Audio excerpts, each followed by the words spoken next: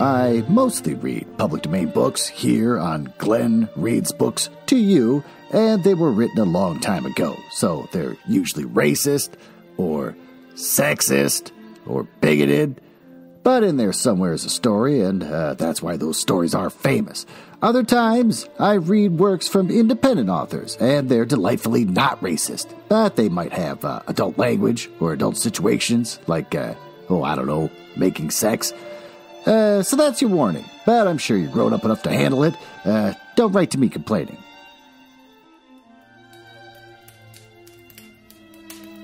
Well, I don't know which phallus to pick for my tab. I think I'm leaning towards number 5. Oh!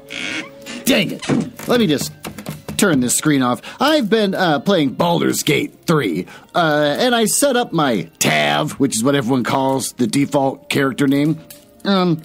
I'm picking the phallus that I want for my tab. It turns out you can pick genitalia on your character. So I picked a tiny little elf man, halfling, and I gave him a big weird haircut, and he's very middle-aged, and then all of a sudden you get to the point, I'm like, okay, I've made the ugliest character, the most unsympathetic character I think ever created in this game. I'm proud of myself. And then all of a sudden it goes, how about the phallus? I was like, what? So then I start cycling through all these different phalluses, but I can't see them. Then there's an option, remove the clothing. So I remove the clothing, and there I can see all the different types of phalluses to choose from. I picked the 5th one because I liked it. It's uncut.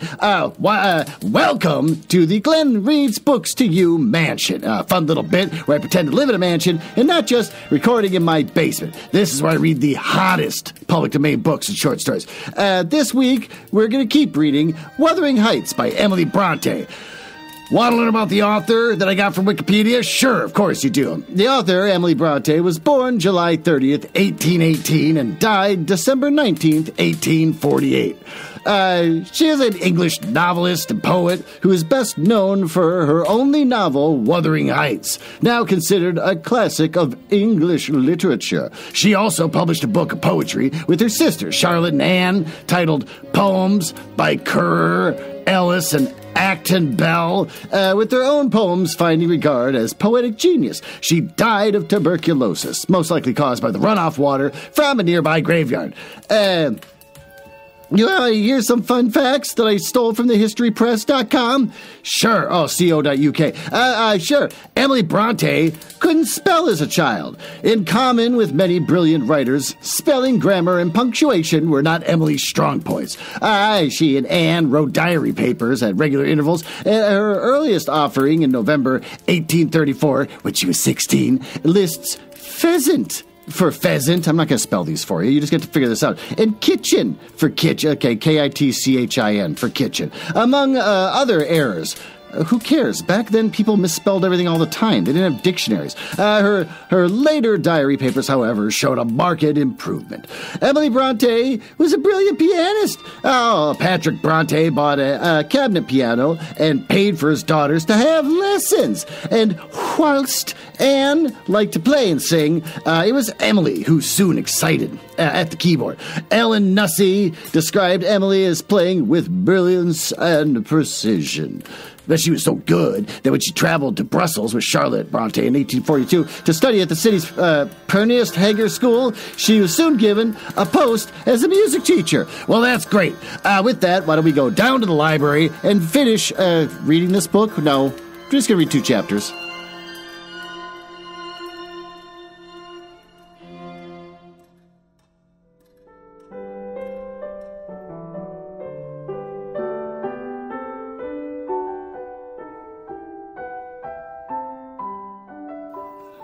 Oh, I picked little boots for you. Okay, all right, fine. I'll turn off the Xbox.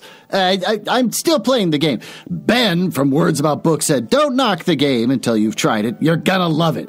And he was right. I've been obsessively playing it on lunch breaks, at night. And my oldest came back from college. He's like, Dad, you want to hang out? Let's watch TV. I'm like, no, I want to keep playing this game. I'm trying to kill a witch at a tea house, and she's goddamn impossible.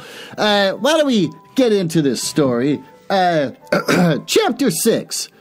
Mr. Hindley came home to the funeral. And the thing that amazed us and set the neighbors gossiping right and left, he brought a wife with him. Yeah, what she was and where she was born, he never informed us. Probably she had neither money nor name to recommend her, or he would scarcely have kept the union from his father. Oh, she was not one that would have disturbed the house much out of her own account. Oh, every object she saw, the moment she crossed the threshold, appeared to delight her. Yeah, every circumstance that took place about her, except for preparing for the burial, the presence of the mourners. Oh, I thought she was half silly from her behavior.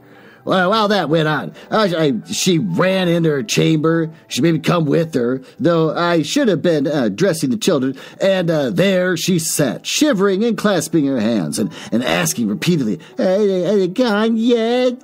And then she began describing with hysterical emotion the effect it produced on her to see black, and then started and trembled at last, fell a-weeping. And then when I asked what was the matter, answered she didn't know. But she felt so afraid of dying. I imagined her as a little likely to die as myself. She's, rather thin, but young and fresh-complexioned. Her eyes sparkled as bright as diamonds. And I did remark, to be sure, that mounting the stairs made her breathe very quick. The last sudden noise set her all to a quiver. That she coughed troublesomely sometimes, but I knew nothing of what these symptoms portended, for I had no impulse to sympathize with her. We don't, in general, take to foreigners here, Mr. Lockwood, unless they take to us first.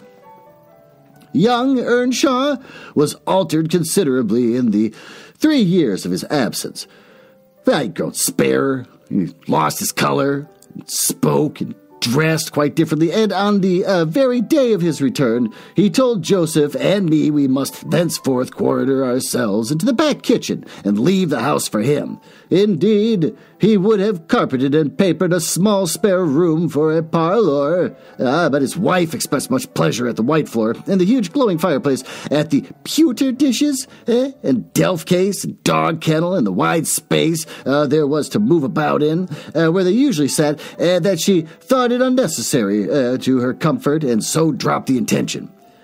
She expressed pleasure, too, at finding a sister among her new acquaintance, and she prattled to Catherine, and kissed her, and ran about with her, and gave her quantities of presents at the beginning. Her affection tired very soon, however, when she grew peevish. Hindley became tyrannical.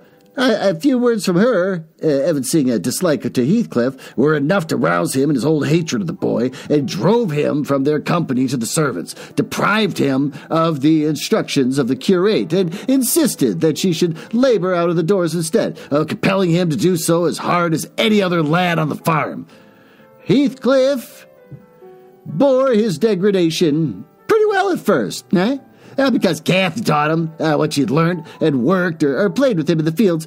Well, they both promised fair to grow up as rude as savages. The young master being entirely negligent how they behaved and what they did. So they kept clear of him. But he would not even have seen after they were going to church on Sundays. Only Joseph and the curate reprimanded his carelessness when they absented themselves. And that reminded him to order Heathcliff a flogging. What? And Catherine at fast from dinner or supper. But it was one of their chief amusements to run away to the moors in the morning and remain there all day. And after their punishment grew a mere thing to laugh at, the curate might have set as many chapters as he pleased for Catherine to get by heart. And Joseph might thrash Heathcliff till his arm ached. But they forgot everything the minute they were together again, and last the minute they had contrived some naughty plan of revenge. Many a time I've cried to myself to watch them growing more reckless daily, and I not daring to speak a syllable for fear of losing the small power I had retained over the unfriended creatures. One Sunday evening, it chanced that they were banished from the sitting room for, making a noise or a light offense of the kind. And then when I went to call them for supper, I could discover them nowhere. We searched the house, above and below, and the yard, and stables, But they were invisible, and at last Hindley, in a passion, told us to bolt the doors, and swore nobody should let them in that night. Now the household went to bed, and I, too anxious to lie down, opened my lattice and put my head out to hearken, though it rained, determined to admit them in spite of the prohibition, should they return. In a while, I distinguished steps coming up the road, and a light of the lantern glimmered through the gate. I threw a shawl over my head and ran to prevent them from waking Mr. Earnshaw by knocking, and there was Heathcliff. By himself. Gave me a start to see him alone. Where the hell's Miss Catherine? I threw the hell in there. I'm having a little fun. I cried hurriedly. No accident, I hope. At Thrushcross Grange. I can't say it. Thrushcross Grange. What the hell is wrong with me? My cold is pretty much gone at this point. I still can't say it. He answered, and I would have been there too. But they had not the manners to ask me to stay. Well, you will catch it, I said. You'll never be content till you're sent about your business. What in the world that you wandered to Thrushcross Grange? God damn it. Let me get off my wet clothes, and I'll tell you all about it, Nellie, he replied.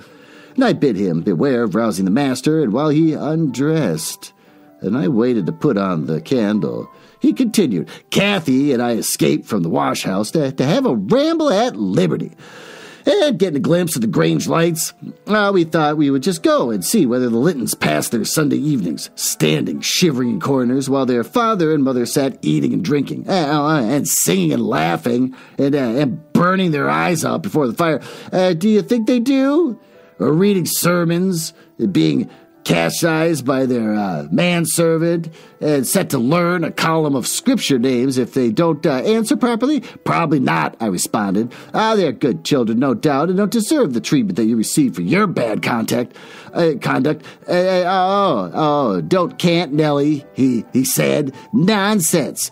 We ran from the top of the heights to the park without stopping. Catherine, completely beaten in the race because she was barefoot. Why is she barefoot?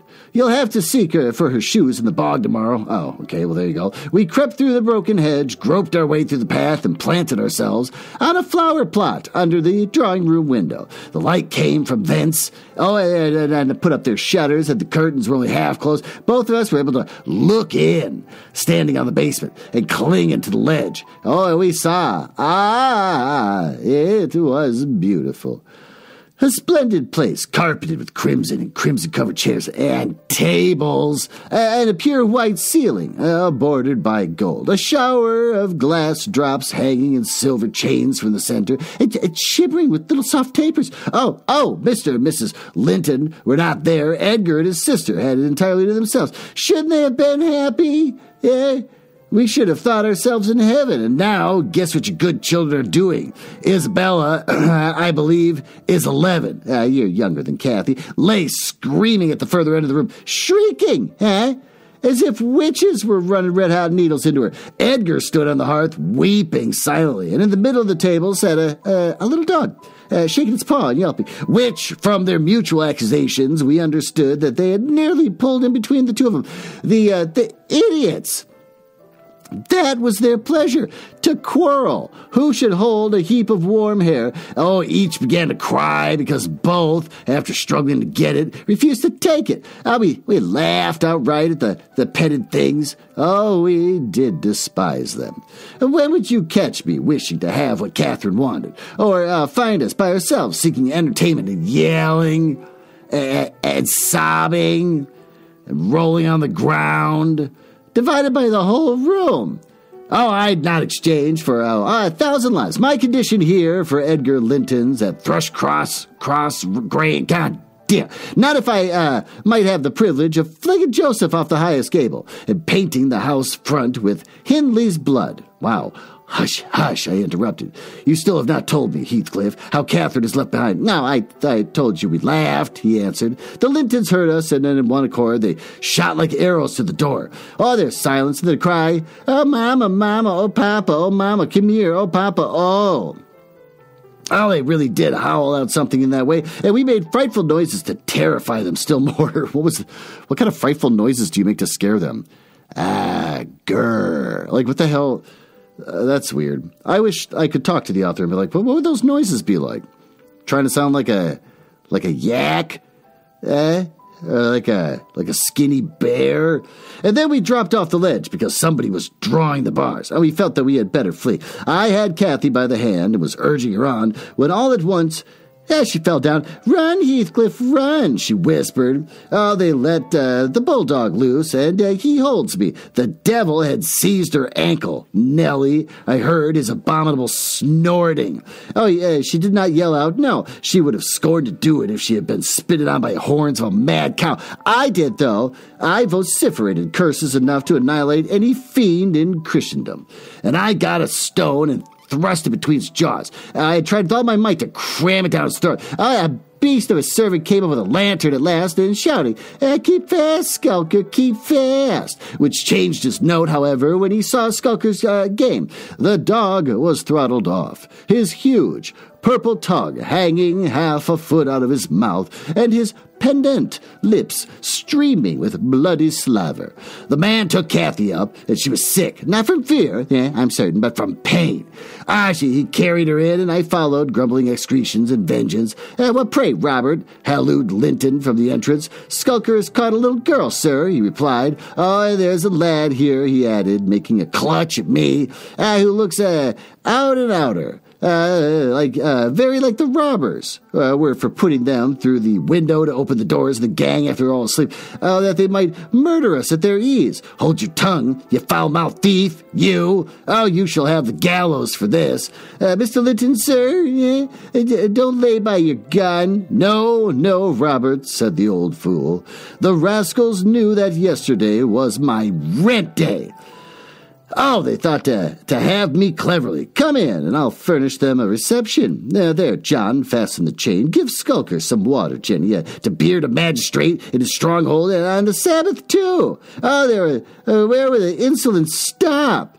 My dear Mary, look here. Don't be afraid, but it's a boy. Yet the villain scowls so plainly in his face. Would it not be a kindness to the country to hang him at once, before he shows his nature and acts as well as features?" He pulled me under the chandelier. Mrs. Linton placed her spectacles on her nose and raised her hands in horror. The cowardly children crept nearer also. Isabella, lisping, "Frightful thing. Put him in the cellar, Papa. He's exactly like the son of the fortune-teller that stole my pheasant. Isn't he, Edgar?" While he examined me, Kathy came around, and she heard the last speech and laughed. Edgar Linton, after an inquisitive stare, collected sufficient wit to recognize her. They see us at church, though we seldom meet them elsewhere. That's Mrs. Earnshaw, Miss Earnshaw," he whispered to his mother. "And look how Skulker has bitten her. How her foot bleeds. Miss Earnshaw?" "Nonsense," cried the dame. "Miss Earnshaw scouring the country with a Romane." See, this is me taking their horrible word and trying to replace it with something else. "And yet, my dear, the child is in mourning. Surely it is. And she may be lamed for life." "What culpable carelessness in her brother," exclaimed Mr. Linton, turning from me to Catherine. "I've understood from Shielders," that was the curate, sir. This is a parentheses, because now the Nellie is speaking to the author of this book, "that he lets her grow up in absolute heathenism. But who is this? When did she pick up this companion? I declare that he is strange acquisition my late neighbor made in his journey to Liverpool. A little Lascar, a little American or Spanish castaway." "A wicked boy at all events," remarked the old lady, "and quite unfit for a decent house. Did you notice his language, Linton? I'm shocked that my children should have to have heard it." I recommenced cursing. "Don't be angry, Nellie." And so Robert was ordered to take me off, and I refused to go without Kathy. He dragged me into the garden, pushed the lantern in my hand, and assured me that Mr. Earnshaw should be informed of my behavior, and, bidding me march directly, secured the door again. The curtains were still looped up at the corner, and I resumed my station as a spy, because, if Catherine had wished to return, I intended shattering their great glass panes to a million of fragments, unless they let her out. She sat on the sofa quietly. Mrs. Linton took off the great cloak of the dairymaid which she had borrowed at our excursion, shaking her head and expostulating with her. Oh, I suppose that she was a young lady, and that they made a distinction between her treatment and mine. Then the woman's servant began a basin of warm water and washed her feet, and Mr. Linton mixed a tumbler of negus. I don't know what that is. Let's look at that one. Let's find out what that's supposed to be. A hot drink of port and sugar and lemon and spices. Okay, that's weird. You're giving this kid alcohol. And Isabella emptied a plateful of cakes into her lap. Oh, and Edgar stood gaping at her at a distance. Afterwards, they dried and combed her beautiful hair and gave her a pair of enormous slippers and wheeled her to the fire, and I left her as merry as she could be, dividing her food between the little dog and the skulker, whose nose she pinched as she ate, and kindling of a spark of spirit in the vacant blue eyes of the Lintons. A dim reflection from her own enchanting face. I saw that they were full of stupid admiration. Oh, she's so immensely superior to them, to everybody on earth, is she not, Nellie? There will be more to come of this business than you reckon on, I answered, covering him up and extinguishing the light. Oh, you're incurable, Heathcliff, and Mr. Hindley will have to proceed to extremities. See if he won't. My words came truer than I desired. The luckless adventure made Earnshaw furious, and then Mr. Linton, to mend matters, paid us a visit himself on the morrow and read the young master such a lecture on the road. He guided his family that he was stirred to look about him in earnest.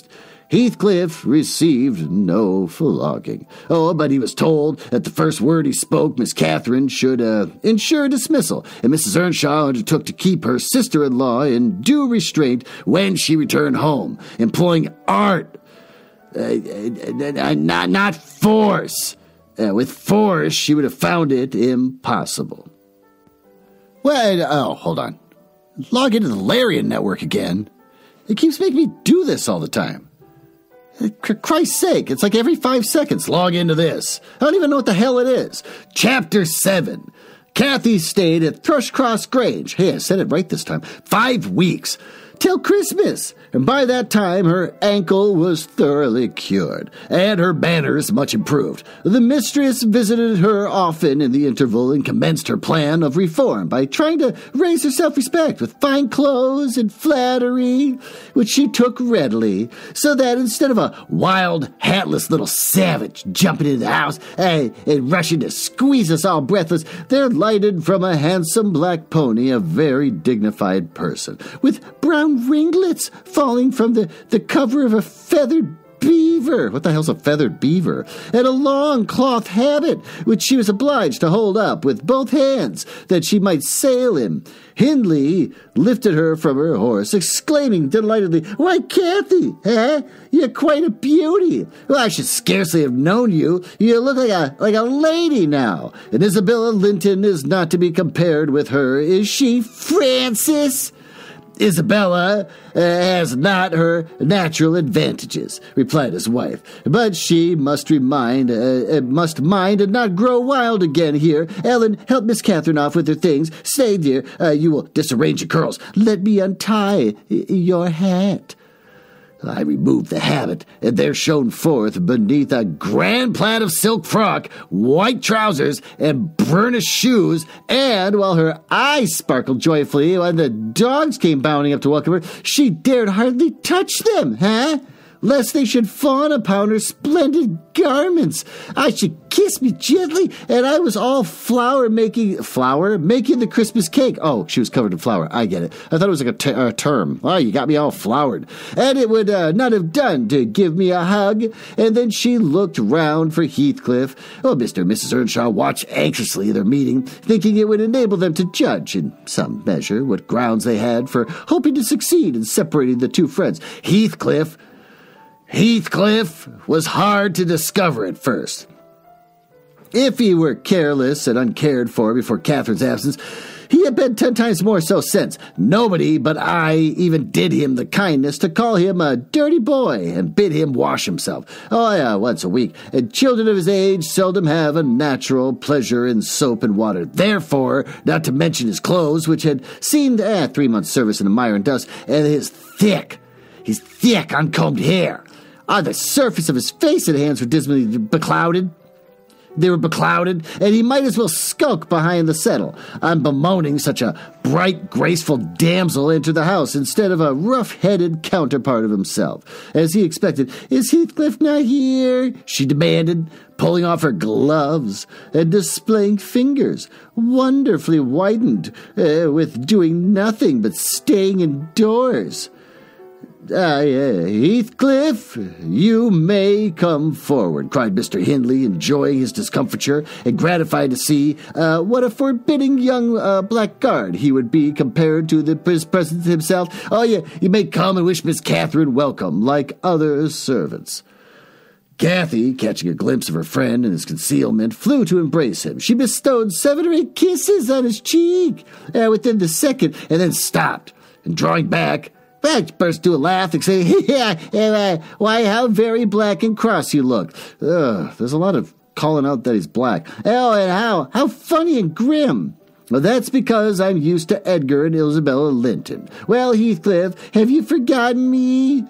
Oh, she had some reason to put the question, for shame, and pried through double gloom over his countenance and kept him immovable. "Shake hands, Heathcliff," said Mr. Earnshaw, who condescendingly, "Well, once in a way, that is permitted." "I shall not," replied the boy, finding his tongue at last, "and I shall not stand to be laughed at. I shall not bear it." And he would have broken from the circle, but Miss Cathy seized him again. "I did not mean to laugh at you," she said. "I could not hinder myself. Heathcliff, shake hands at least. Oh, what are you skulky for? Oh, it's only that you looked odd. If you wash your face and brush your hair, you'd be all right. But you're so dirty." She gazed concernedly at the dusky fingers, and held in her own, and also at her dress, which she feared had gained no embellishment from its contact with his. "Why, you needn't have touched me," he answered, following her eyes and snatching away his hand. "I shall be as dirty as I please, and I like to be dirty, and I will be dirty." With that, he dashed head foremost out of the room amid a merriment of master and mistresses and the serious disturbance of Catherine, who could not comprehend how her remarks could have produced such an exhibition of bad temper. "Well, he's jealous of how you're all clean." After playing lady's maid to the newcomer and putting my cakes in the oven and making the house and the kitchen cheerful with great fires befitting Christmas Eve, I prepared to sit down and amuse myself by singing carols, all alone. That's got to be weird. One asshole sitting in the room just singing carols by himself, and you just all got to listen. Regardless of Joseph's affirmations that he considered the merry tunes I chose as next door to songs, he had retired to private prayer in his chamber, and Mr. and Mrs. Earnshaw were engaging Missy's attention by sundry gay trifles, brought for her to present the little Lintons in acknowledgment of their kindness. They had invited him to spend the morrow at Wuthering Heights, and the invitation had not been accepted on one condition. Mrs. Linton begged that her darlings might be kept carefully apart from that naughty, swearing boy. Under these circumstances, I remained solitary. I smelt the rich scent of the heating spices and admired the shining kitchen utensils and the polished clock decked in holly, and the silver mugs ranged on a tray ready to be filled with mulled ale for supper, and above all, the speckless purity of my particular care. The scoured and well-kept floors, and I gave due inward applause to every object. And then I remembered how old Earnshaw used to come in when we were all tidied, and he called me a cant lass. I don't know what a cant lass is, and slip a shilling into my hand as a Christmas box, and from that I went on to think of his fondness for Heathcliff, and his dread lest he should suffer neglect after death had removed him, and that naturally led me to consider the poor lad's situation now, and from singing I changed my mind to crying, It struck me soon, however, that there would be more sense in endeavoring to repair some of the wrongs than shedding tears over him. I got up, walked into the court to seek him. He's not far, and I found him smoothing the glossy coat of the new pony in the stable and feeding the other beasts according to custom.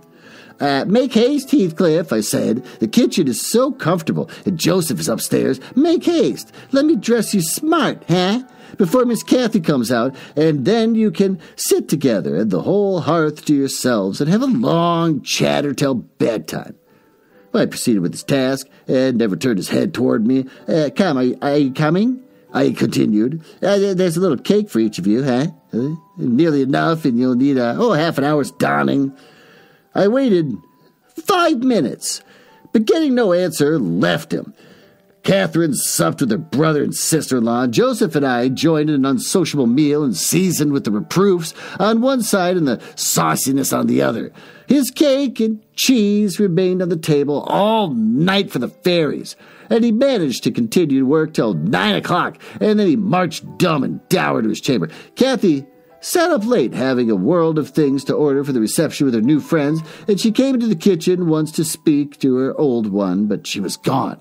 And she only stayed to ask what was the matter with them, and then went back.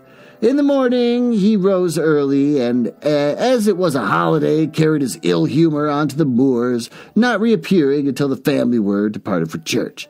Fasting and reflection seemed to have brought him to a better spirit. He hung about me for a while, and having screwed up his courage, exclaimed abruptly, Nellie, make me decent. I'm going to be good. High time, Heathcliff, I said. Oh, you have, grieved Catherine. She's sorry she ever came home. I dare say it looks as if you had envied her, because she's more thought of you. The notion of envying Catherine is incomprehensible to him, but the notion of grieving her is understood clearly enough. Did she say she was grieved? He inquired, looking very serious. She cried when I told her you were off again this morning. Well, I cried last night, he returned, and I had more reason to cry than she. Yes, you had the reason of going to bed with a proud heart and an empty stomach, said I.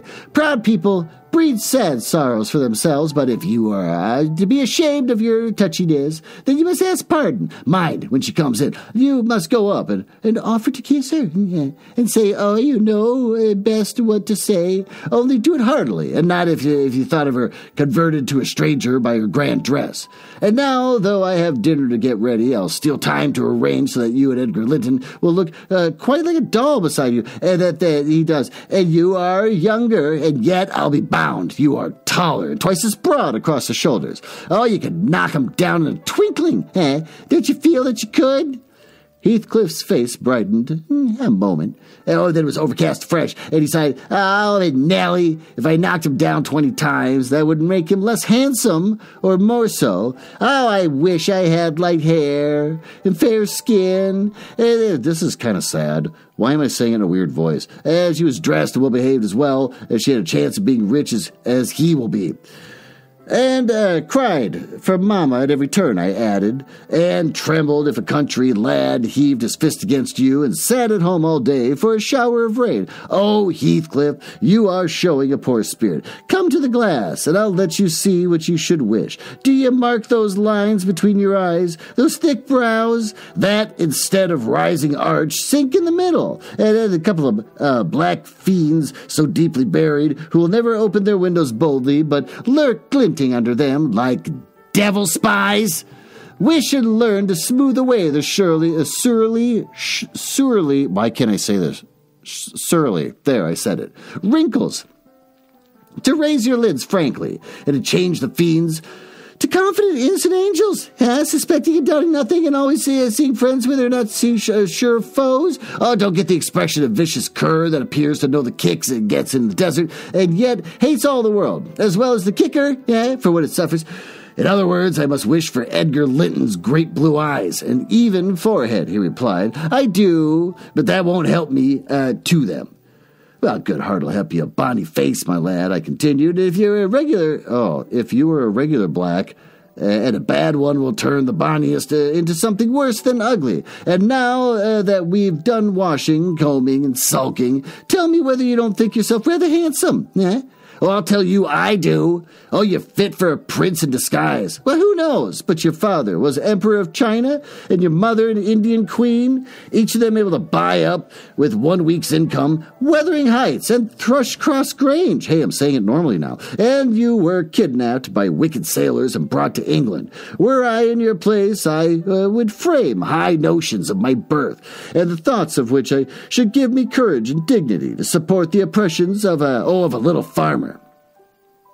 Now, so I chatted on. Heathcliff gradually lost his frown and began to look quite pleasant, when all at once our conversation was interrupted by a rumbling sound moving up the roads and entering the court.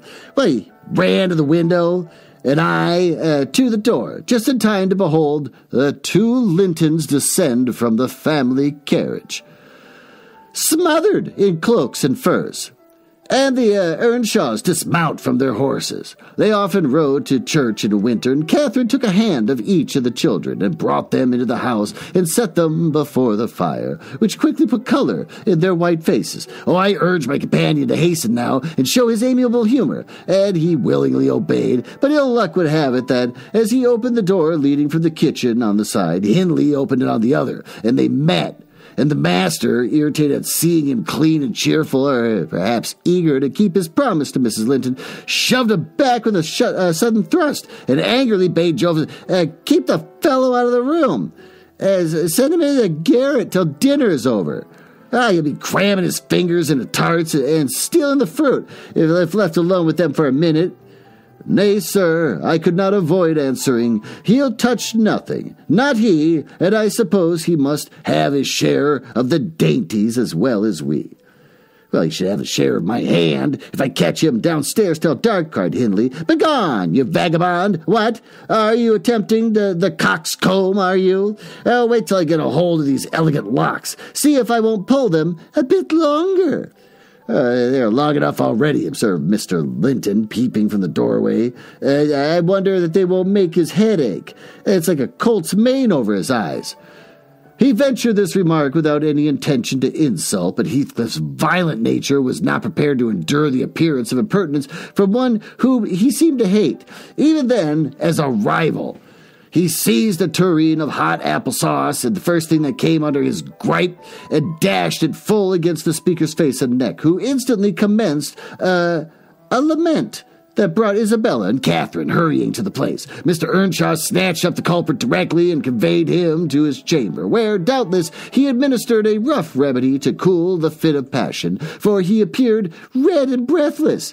Oh, I got the dishcloth. It rather spitefully scrubbed Edgar's nose and mouth, affirming it served him right for meddling, and his sister began weeping to go home, and Cathy stood by, confounded, and blushing for all.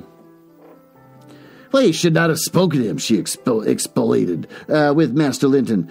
He's in a bad temper, and now you spoilt your visit. He'll be flogged. Oh, I hate him to be flogged. Oh, I can't eat my dinner. Why'd you speak to him, Edgar? I didn't, sobbed the youth, escaping from my hands and finishing the remainder of the purification with his cambric pocket handkerchief, and I promised Mama that I wouldn't say one word to her, and I didn't. Well, but don't cry, replied Catherine contemptuously. You're not killed. Don't make more mischief. My brother is coming. Be quiet. Hush, Isabella. Has anybody hurt you? There, children, to your seats, cried Hindley, busting in. The brute of a lad has warmed me nicely. Next time, Master Edgar, take the law into your own fists, and it'll give you an appetite. Well, that's horrible. With that, why don't we take a little break? Let's get out of here. Let's go someplace a little more friendly, a little bit more warm and inviting, like my basement, where I'm going to play guitar to you underneath a naked light bulb. Go on downstairs. I'll see you there.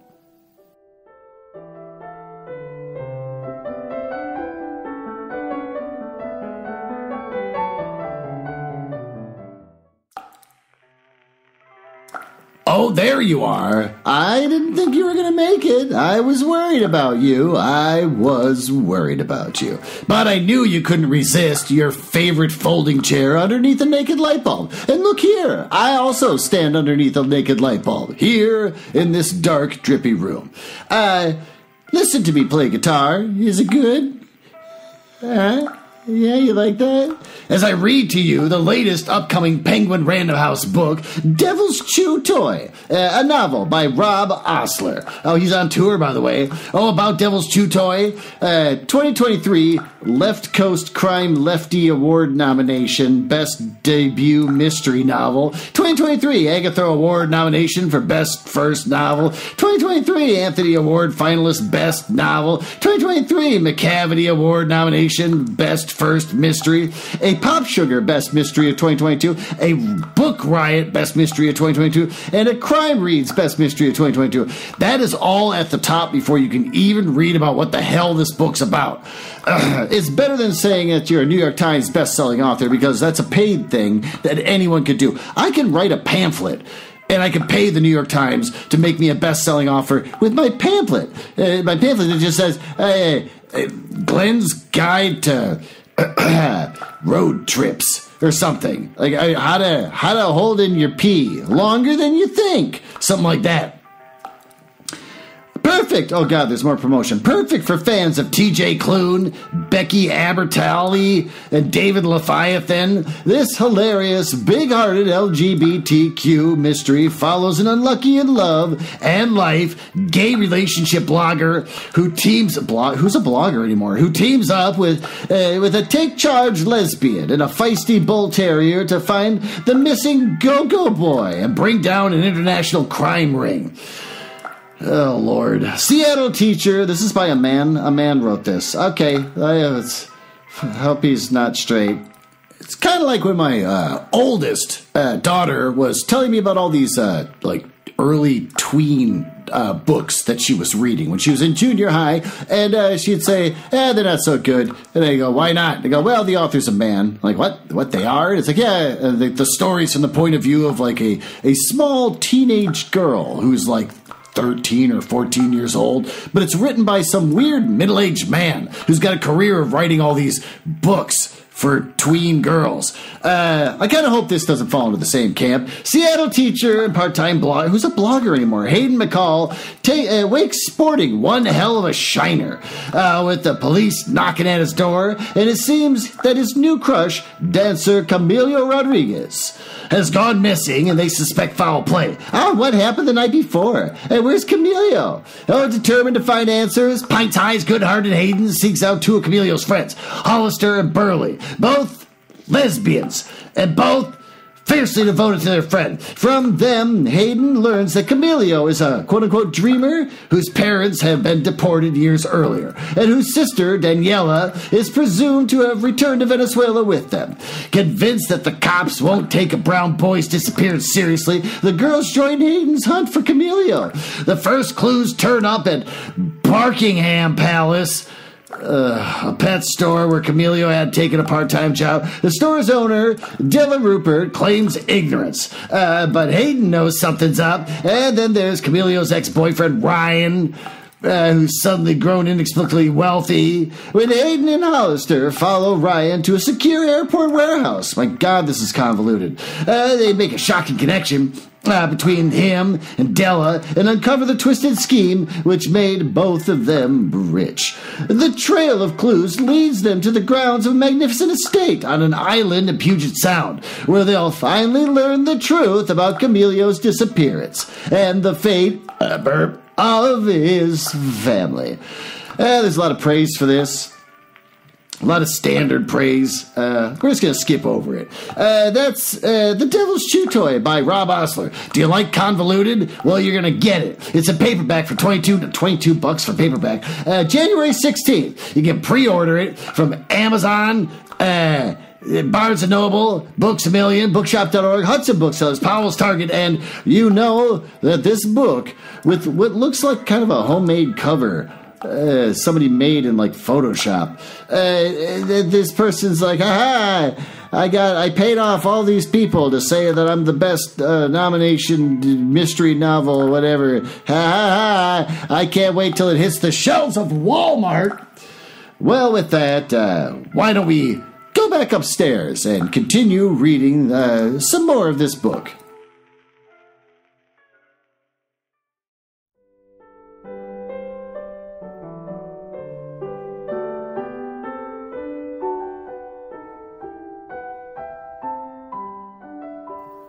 Well, while we were going back upstairs, I took time to go to my laptop and go look up Rob Osler. It turns out he's probably gay, or bi, or who knows exactly, but whatever he is, I think he's writing from authority, so that's a relief. Nothing worse than some, weird Christian Republican, suddenly writing books to capitalize on something. But no, he's got a blog, which explains the whole blog obsession. With that, let's get back into the story.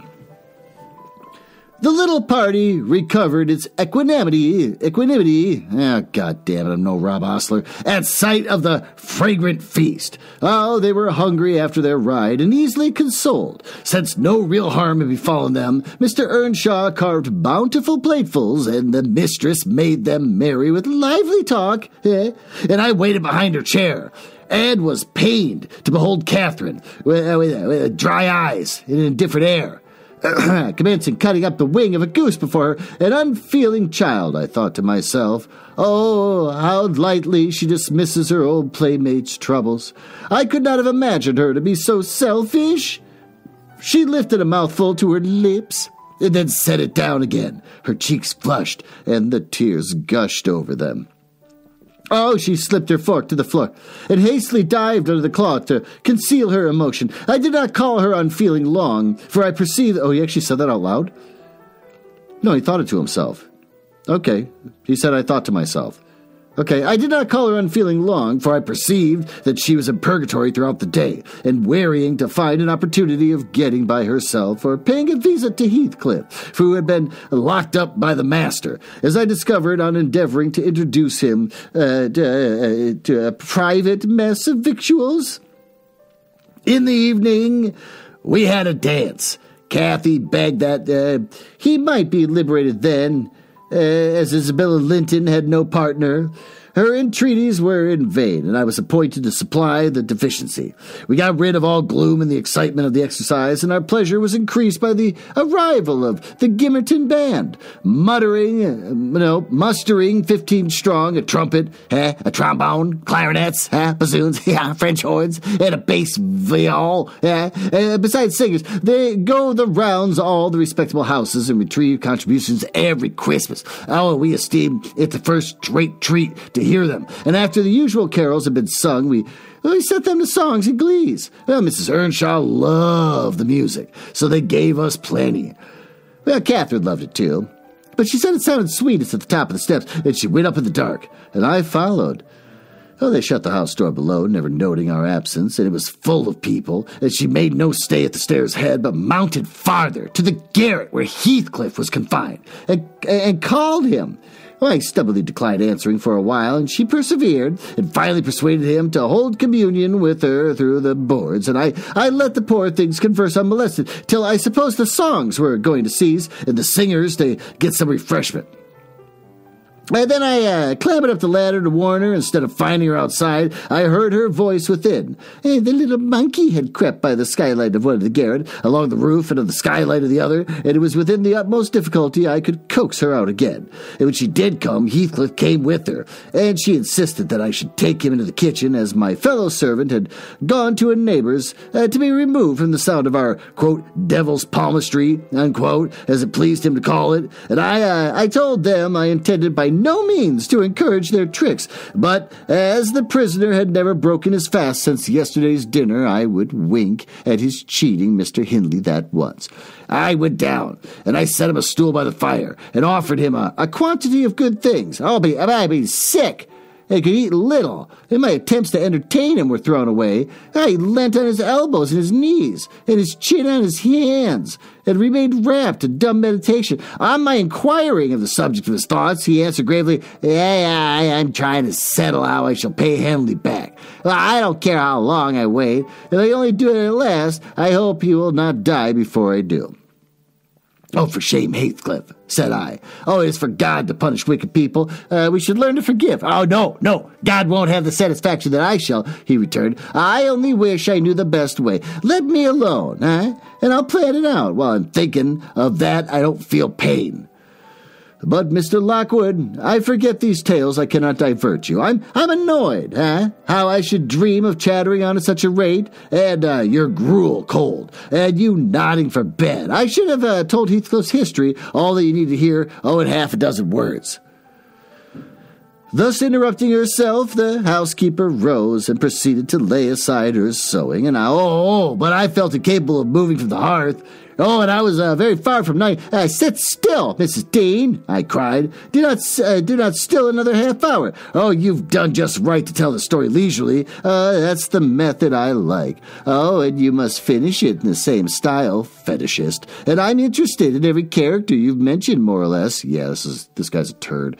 Oh, the clock is on the stroke of 11, sir. No matter. I'm not accustomed to go to bed in the long hours. 1 or 2 is early enough for a person who lies till 10. Well, you shouldn't lie till 10. There's the very prime of the morning. Gone long before that time. A person who has not done one half his day's work by 10 o'clock runs a chance of leaving the others half undone. Well, nevertheless, Miss Dean, resume your chair, because tomorrow I intend lengthening the night till afternoon. Now, I prognosticate for myself an obstinate cold, at least. Well, I hope not, sir. Well, you must allow me to leap over some 3 years. During that space, Mrs. Earnshaw... No, I'll nothing of the sort.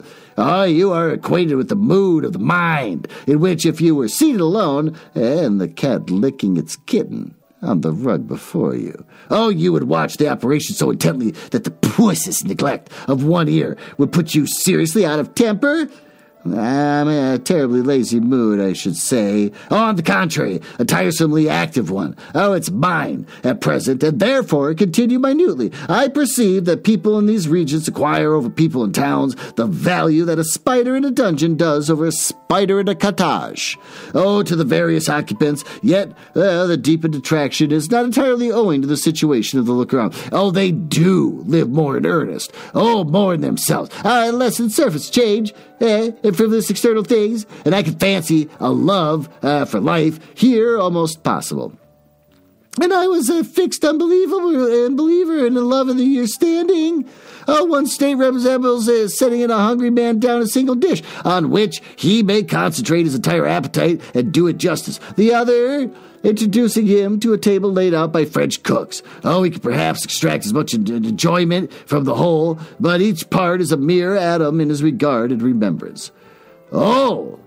Here we are the same as anywhere else. When you get to know us, observed Mrs. Dean, somewhat puzzled by my speech. Excuse me, I responded. You, my good friend, are striking evidence against that assertion, excepting for a few proclivitisms, not looking it up, of slight consequence. You have no marks of the manners which I am habituated to consider as particular to your class. I'm sure you've thought a great deal more than the generality of servants think. You have been compelled to cultivate your reflective faculties, for want of occasions of frittering your life away in city trifles. Mrs. Dean laughed. Yeah, and I certainly esteem myself a steady, reasonable kind of body, she said. Not exactly from living among the hills and seeing one set of faces and one series of actions from year's end to year's end. But I have undergone a sharp discipline, which has taught me wisdom. And then, Burp, I have read more than you would fancy, Mr. Lockwood. You could not open a book in this library that I have not looked onto. I've got something out of also, unless it be that range of Greek and Latin, and of that French, and those I know from one another. It is as much as you can expect of a poor man's daughter. However, if I am to follow my story in true gossip's fashion, I had better go on, and instead of leaping 3 years, I will be content to pass to the next summer, the summer of 1778. That is nearly 23 years ago. Chapter 8. On the morning of a fine June day, my first bonny little nursling and the last of the ancient Earnshaw stock was born. Burp.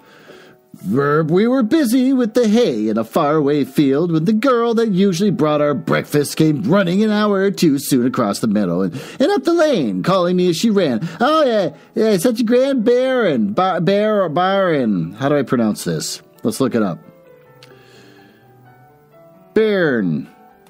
A child. Okay, fine. She panted out, the finest lad that had ever breathed. But the doctor says Mrs. must go. He says she's been in consumption these many months, and I heard him tell Mr. Hindley, and now she has nothing to keep her, and she'll be dead before winter. But you must come home directly. You're to nurse it, Nellie, to feed it with sugar and milk, and take care of it day and night. I wish I were you, because it'll be all yours when there's no missus. That's a weird thing to say. That's a really weird thing to say. Is she very ill? I asked, flinging down my rake and tying my bonnet.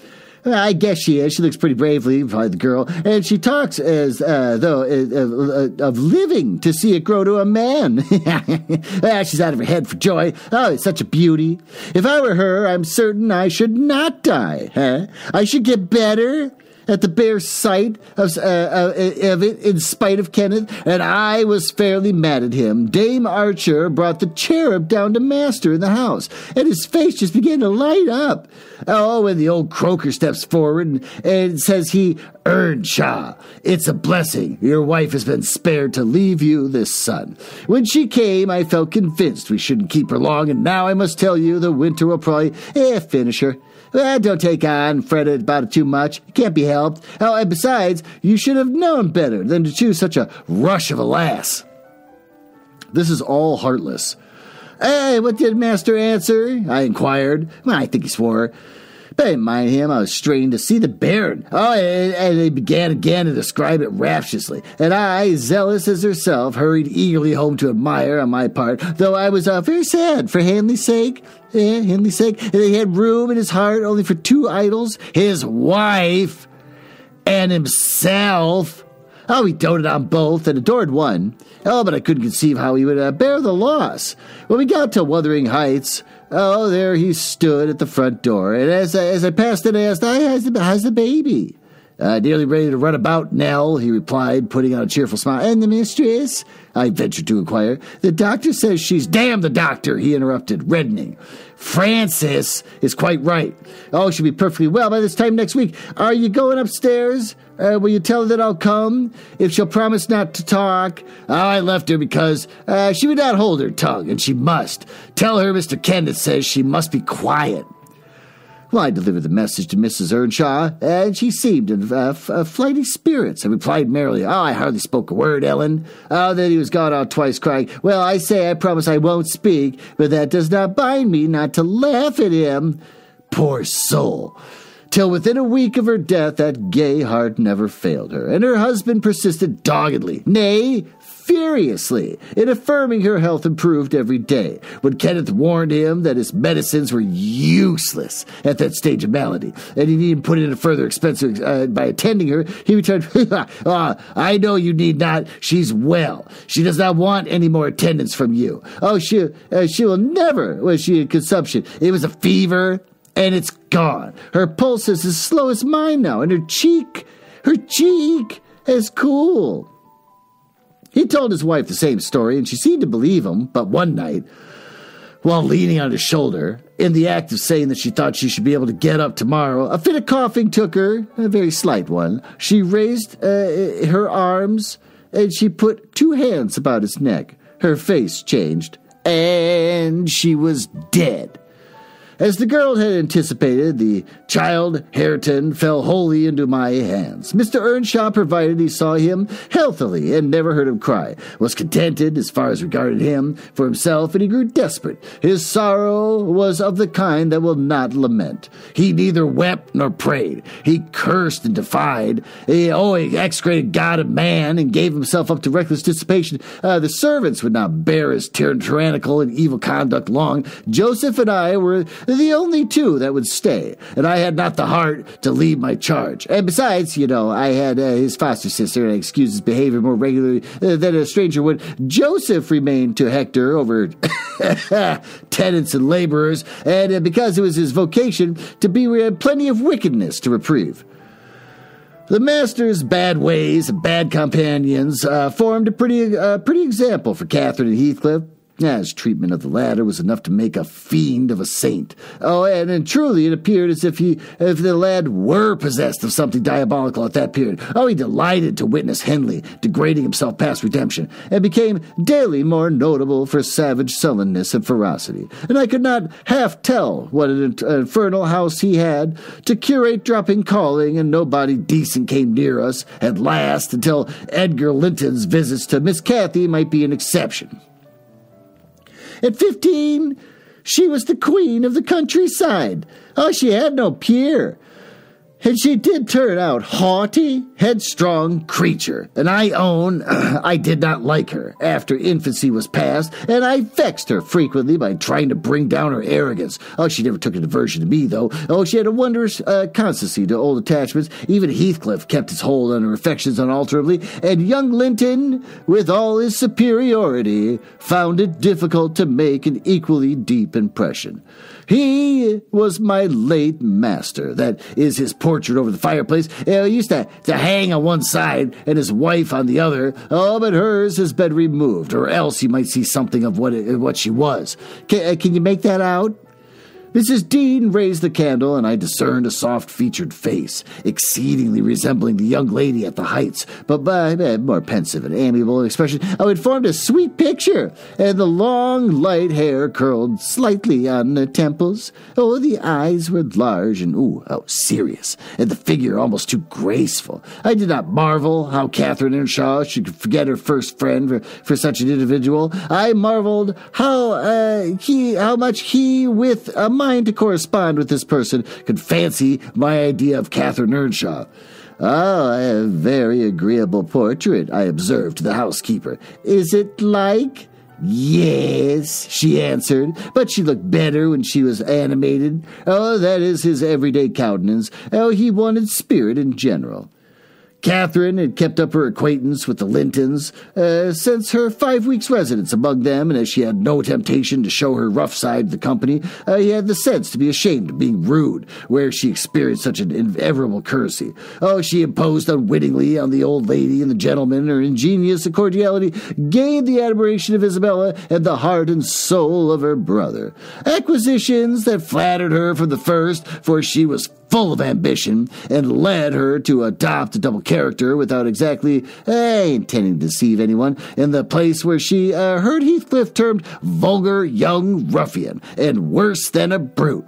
Oh, she took care not to act like him, but at home she had a small inclination to practice politeness that would only be laughed at, and restrained an unruly nature when it would bring her neither credit nor praise. But Mr. Edgar seldom mustered courage to visit Wuthering Heights openly. Oh, he had a terror of Earnshaw's reputation and shrunk from encountering him. And yet he was always received with our best attempts at civility. The master himself avoided offending him, knowing why he came, and if he could not be gracious, kept out of the way. And I rather think that his appearance there was distasteful to Catherine. Oh, she was not artful, never played the coquette. Oh, she had evidently an objection to her two friends meeting at all, for when Heathcliff expressed contempt of Linton in his presence, she could not half coincide, as she did in his absence, and when Linton evinced disgust and antipathy towards Heathcliff, she dared not treat his sentiments with indifference, as if depreciation of her playmate were of scarcely any consequence to her. I've had many a laugh at her perplexities and untold troubles, which she vainly strove to hide from my mockery. That sounds ill-natured, but she was so proud, and it became really impossible to pity her distresses till she could be chastened into more humility. She did bring herself, finally, to confess and to confide in me. There was not a soul else that she might fashion into an adviser, and Mr. Hindley had gone from home one afternoon, and Heathcliff presumed to give himself a holiday on the strength of it. Oh, he had reached the age of 16 then, I think, and without having bad features or being deficient in intellect, he contrived to convey an impression of inward and outward repulsiveness that his present aspect retains no traces of. In the first place, he had by that time lost the benefit of his early education. Continual hard work, begun soon and concluded late, and extinguished any curiosity he once possessed in pursuit of knowledge, and any love for books or learning, and his childhood sense of superiority, instilled in him by the favors of old Mr. Earnshaw, had faded away. He struggled long to keep up an equality with Catherine in her studies, and yielded with poignant through this silent regret. But yet he yielded completely, and there was no prevailing on him to take a step in the way of moving upward, when he found he must necessarily sink beneath his former level. Then, professional appearance sympathized with mental deterioration. He acquired a slouching gait and a noble look.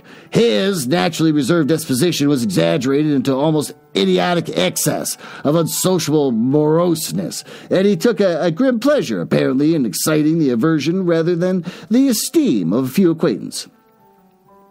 Catherine and he were constant companions still in his seasons of respite from labor, but he had ceased to express his fondness for her in words and recoiled with angry suspicion from her girlish caresses, as if conscious there could be no gratification in lavishing such marks of affection on him. On the before-named occasion, he came into the house to announce his intention of doing nothing, while I was assisting Miss Cathy to arrange her dress. She had not reckoned on this taking into his head to be idle, and imagining that she would have the whole place to herself, she managed by some means to inform Mr. Edgar of her brother's absence, and was then preparing to receive him. Cathy, are you busy this afternoon? Asked Heathcliff. Are you going anywhere? No, it's raining, she answered. Why have you not that silk frock on, then? He said. Nobody coming here, I hope. Not that I know of, stammered Miss. But you should be in the field now, Heathcliff. It's an hour past dinner time, and I thought you were gone. Hindley does not often free us from his accursed presence, observed the boy. And I'll not work any more today. I'll stay with you. Oh, but Joseph will tell, she suggested. You better go. Joseph's loading lime on the further side of Penistone Crags, and it'll take him till dark. He'll never know. So saying, he lounged to the fire and sat down. Catherine reflected an instant, with knitted brows. She found it needful to smooth away for an intrusion. Isabella and Edgar Linton talked of calling this afternoon, she said, at the conclusion of a minute's silence. As it rains, I hardly expect them, but they may come, and if they do, you run the risk of being scolded for no good. Well, order Ellen to say you're engaged, Cathy, he persisted. Don't turn me out for those pitiful, silly friends of yours. I'm on the point, sometimes, of complaining that they, but I'll not. That they what? Cried Catherine, gazing at him with a troubled countenance. Oh, Nellie, she added petulantly, jerking her head away from her hands. You combed my hair quite out of the curl. That's enough. Let me alone. What are you on the point of complaining about, Heathcliff? Nothing. Only look at the almanac on that wall. He pointed to a framed sheet hanging near the window, and continued, the crosses are for the engravings that you have spent with the Lintons, the dots for those spent with me. Do you see? I've marked every day. Yes, foolish. As if I took notice, replied Catherine in a peevish tone. Where's the sense of that? I had to show you where I do take notice, said Heathcliff. I should always be sitting with you, she demanded, growing more irritated. What good do I get? What do you talk about? Well, you might be dumb or a baby for anything you might amuse me, or anything you do either. Well, you never told me before that I talk too little, or that you dislike my company, Cathy, exclaimed Heathcliff in much agitation. That's no company at all. But when you know nothing and say nothing, she muttered. Her companion rose up. But he hadn't had time to express his feelings further, for a horse's feet were heard on the flags. And having knocked gently, young Linton entered, and his face brilliant with delight at unexpected summons had received. Doubtless, Catherine marked the difference between her friends, and one came in and the other went out. The contrast resembled what you see exchanging in a bleak, hilly, cold country for a beautiful, fertile valley. And his voice and greeting was as opposite as his aspect. He had a sweet, low manner of speaking. And pronounces words as you do. That's less gruff than we talk here, and softer. I've not come too soon, am I? He said, casting a look at me. I had begun to wipe the plate and tidy some drawers at the far end of the dresser. No, answered Catherine. What are you doing there, Nellie? My work, miss, I replied. Mr. Hindley had given me directions to make a third party any private visits Linton choose to pay. She stepped behind me and whispered crossly, take yourself and your dusters off when company are in the house. Servants don't commence scouring and cleaning the room when they're here. It's a good opportunity. Now that the master's away, I answered aloud. He hates me to be fidgeting over these things in his presence, and I'm sure Mr. Edgar will excuse me. Well, I hate you to be fidgeting in my presence, exclaimed the young lady imperiously, not allowing her guest time to speak. She had failed to recover her equanimity while the little dispute with Heathcliff. Well, I'm sorry for it, Miss Catherine. That was my response, and I proceeded assiduously on my occupation. She, supposing Edgar could not see her, snatched the cloth from my hand and pinched me with a prolonged wrench, very spitefully on my arm. And I said I do not love her, and I rather relish mortifying her vanity now and then. Besides, she hurt me extremely. So I started up from my knees and screamed out, "Oh, miss, that was a nasty trick. Oh, you have no right to nip me, and I'm not going to bear it." "Well, I didn't touch you, lying creature," said she, her fingers tingling to repeat the act, and her ears red with rage. She never had the power to conceal her passion. It was always set with her whole complexion in a blaze. "What's that then?" I retorted, showing a decided purple witness to refute her. She stamped a foot, wavered for a moment, and then, irresistibly impelled by the naughty spirit within her, slapped me on the cheek, a stinging blow that filled both eyes with water. "Catherine, love, Catherine," imposed Linton, greatly shocked at the double fault of falsehood and the violence which his idol had committed. "Well, leave the room, Ellen," she repeated, trembling all over. Little Hareton, who followed me everywhere, and was sitting near me on the floor, at seeing my tears, commenced crying to himself, and sobbed out complaints against wicked Aunt Cathy, which drew her fury into her unlucky head. She seized his shoulders and shook him, till the poor child waxed livid. What the hell, shaking babies? And Edgar thoughtlessly laid hold of her hands to deliver him. In one instant, one was wrung free, and the astonished young man felt it applied over his own ear in a way that could not be mistaken for jest. He drew back in consternation, and I lifted Hareton in my arms and walked off to the kitchen with him, leaving the door of communication open, for I was curious to watch how they would settle their disagreement. The insulted visitor moved to the spot where he had laid his hat, pale and with a quivering lip. "That's right," I said to myself. "Take warning and be gone. It's a kindness to let you have a glimpse of her genuine disposition." "Where you going?" demanded Catherine, advancing to the door. He swerved aside and attempted to pass. "You must not go," she exclaimed energetically. "I must and shall," he replied in a subdued voice. "No," she persisted, grasping the handle. "Not yet, Edgar Linton. Sit down. You should not leave me in that temper. I should be miserable all night, and I won't be miserable for you." "Can I stay after you've struck me?" asked Linton. Catherine is mute. "You made me afraid and ashamed of you," he continued, "and I shall not come here again."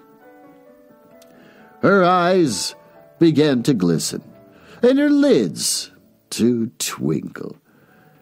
"And you told a deliberate untruth," he said. "I didn't," she cried, recovering her speech. "I did nothing deliberately. Well, go if you please. Get away. And now I'll cry. I'll cry myself sick." She dropped down to her knees by the chair and set to weeping in a serious earnest. Edgar persevered in his own resolution as far as the court, and there he lingered. I resolved to encourage him. "Miss is dreadfully wayward, sir," I called out. "As bad as any mare-marred child. You better be riding home, or else she'll be sick, only to grieve us." The soft thing looked askance through the window. He possessed the power to depart as much as a cat possesses the power to leave a mouse half killed, or a bird half eaten.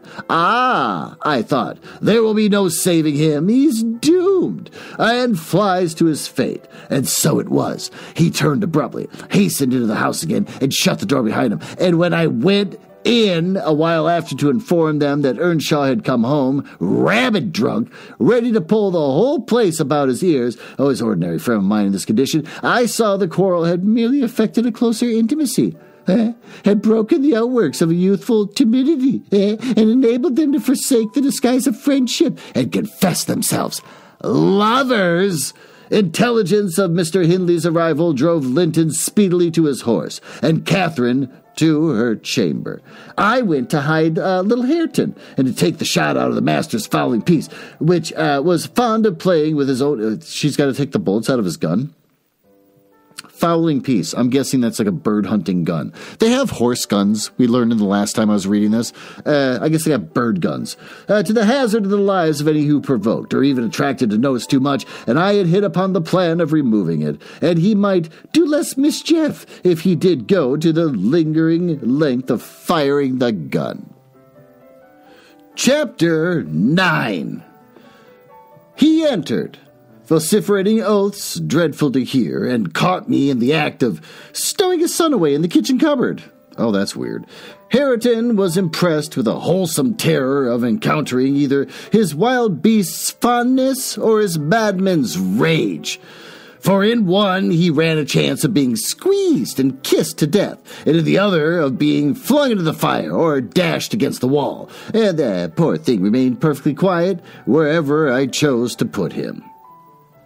"There! I found it out at last," cried Hindley, pulling me back by the skin of my neck like a dog. "By heaven and hell, you've sworn between you two the murder of that child, and I know it is now. He has always been out of my way, but with the help of Satan, I shall make you swallow the carving knife, Nellie. You needn't laugh, for I just crammed Kenneth head downmost in the Black Horse Marsh. Oh, and two is the same as one, and I want to kill some of you. Oh, I shall have no rest till I do."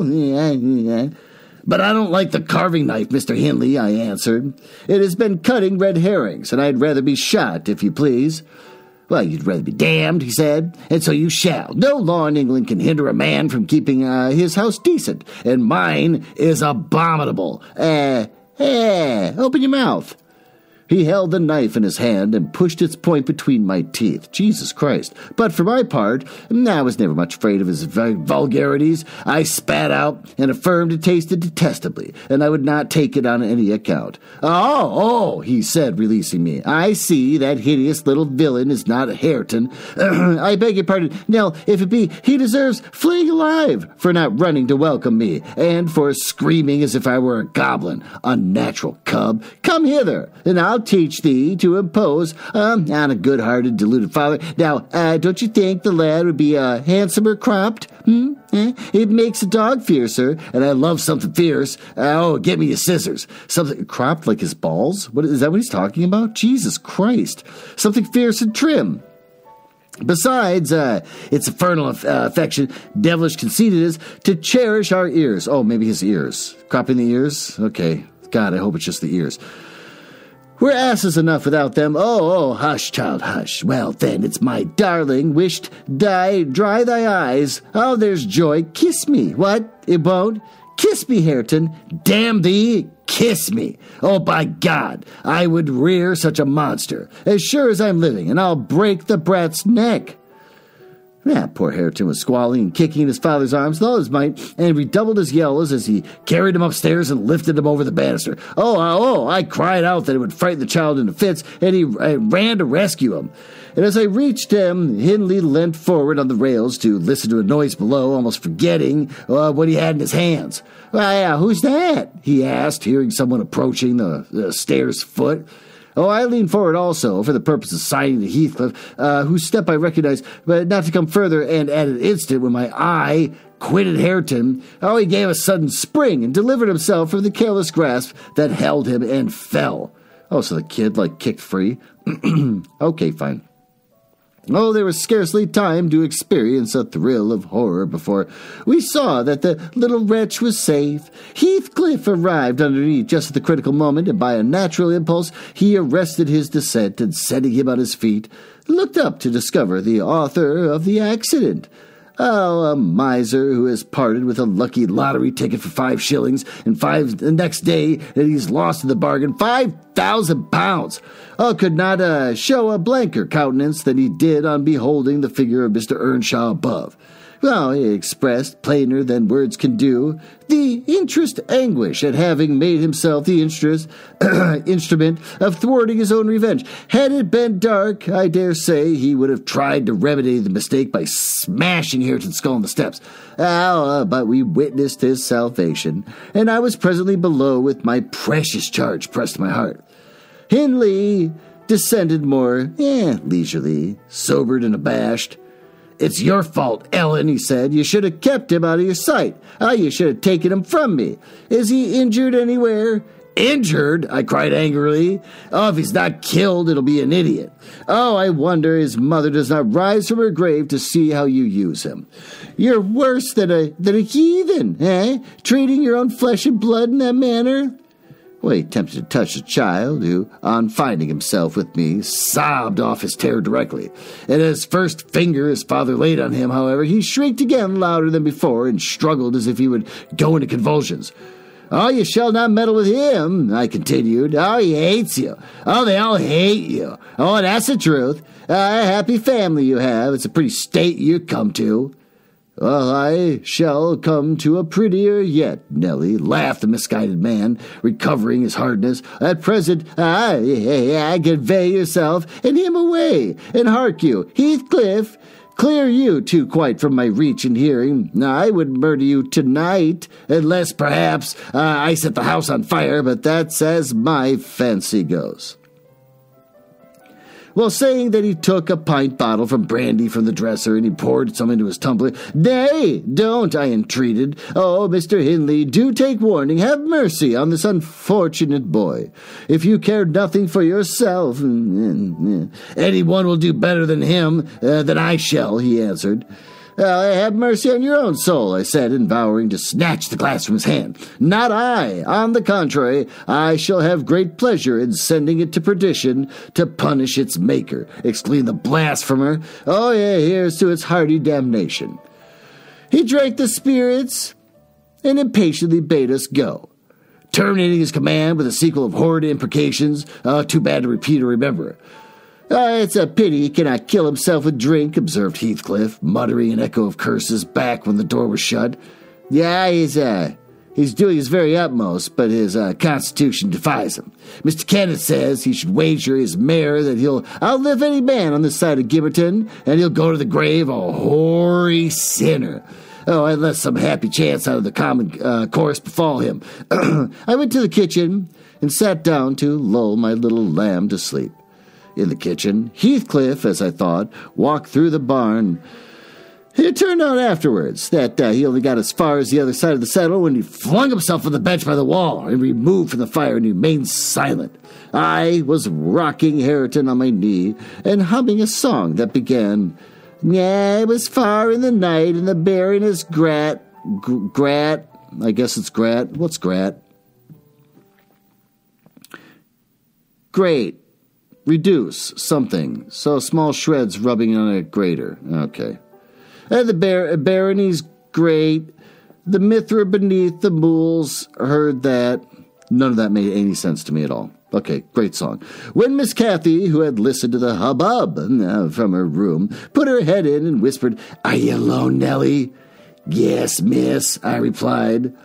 She entered and approached the hearth. I, supposing she was going to say something, looked up, and the expression of her face seemed disturbed and anxious. Her lips were half asunder, as if she meant to speak. And she drew a breath, but escaped a sigh instead of a sentence, and I resumed my song, not having forgotten her recent behavior.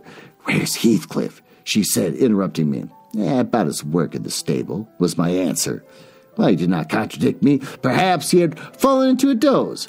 There followed another long pause, during which I perceived a drop or two trickle from Catherine's cheek in the flag. Is she sorry for her shameful conduct? I asked myself. That should be a novelty, but she may come to the point as she will. I shan't help her. No, she felt small trouble regarding any subject save her own concerns. Oh, dear, she cried at last. I'm very unhappy. Pity, I observed. You're hard to please. So many friends and so few cares, and you can't make yourself content? Nellie, will you keep a secret from me? She pursued, kneeling down by me and lifting her winsome eyes to my face with that sort of look that turns off a bad temper, even when one has all the right in the world to indulge it.